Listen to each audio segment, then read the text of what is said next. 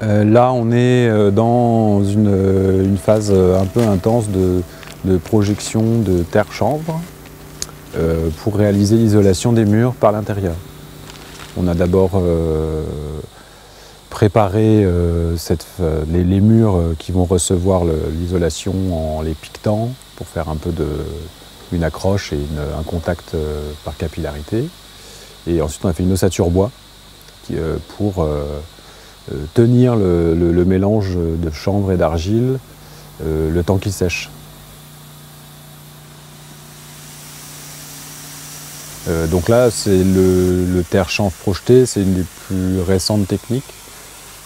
Et l'idée est d'utiliser des machines classiques du bâtiment, donc des cardeuses comme pour la ouate de cellulose, pour souffler des isolants dans des compartiments, et puis des enduiseuses, enfin des projeteuses d'enduit, et de conjuguer ça pour envoyer d'une part le chanvre sec, et d'autre part une barbotine, c'est-à-dire un mélange d'argile, d'eau chargée d'argile. Et le mélange se fait dans l'air au moment où il arrive sur le mur. Et puis ça s'agglomère, ça fait qu'un seul ensemble qui colle au mur, qui colle au bois et qui isole. Là, ce choix de matériaux géosourcés, biosourcés, ça permet vraiment à la fois d'aller puiser des matières premières directement dans notre plus proche environnement, de les utiliser, de les réutiliser parce qu'elles ne génèrent pas de déchets, parce que l'argile, le chanvre, la paille, on peut les mettre en œuvre une première fois, mais on va pouvoir faire une modification dessus, on va la réhumidifier et puis la remettre en œuvre ailleurs. Et ça, pour moi, c'est vraiment important.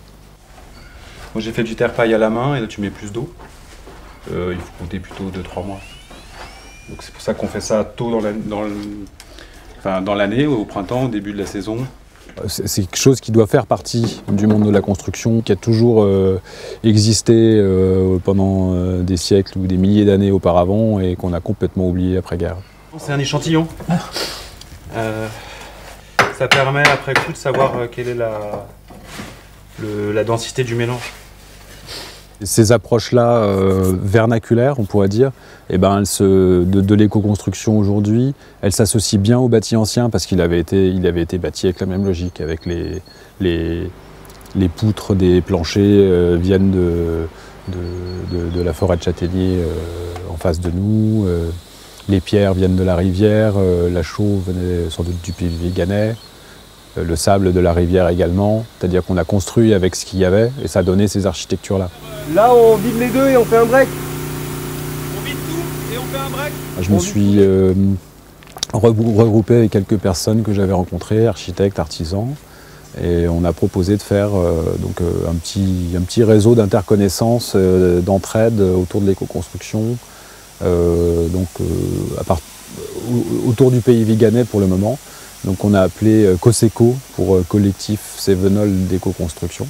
Donc c'est aujourd'hui un réseau informel. On échange des coordonnées de fournisseurs. On permet que les gens se rencontrent, faire de l'interconnaissance pour qu'ils travaillent ensemble. On a organisé des visites de chantier. Là, on commence à créer des passerelles avec d'autres structures plus régionales, moins localisées sur notre bassin de vie. Et puis on essaye de monter en organisation, en nombre, en puissance pour pouvoir répondre à des marchés publics prochainement, petit à petit. Les enjeux, c'est de construire des filières. C'est pas juste... s'il n'y a pas d'architectes qui sont formés à ces techniques-là, ils prescriront jamais ça dans des bâtiments. Donc les artisans qui font ces techniques-là n'auront jamais d'appel d'offres auxquels répondre.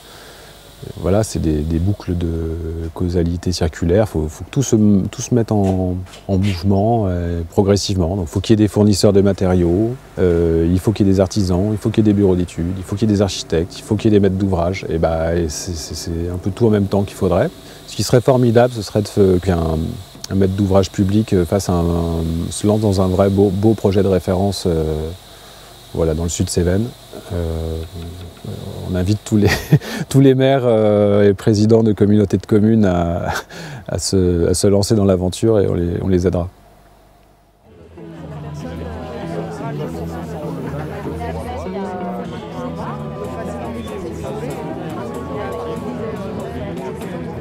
Là,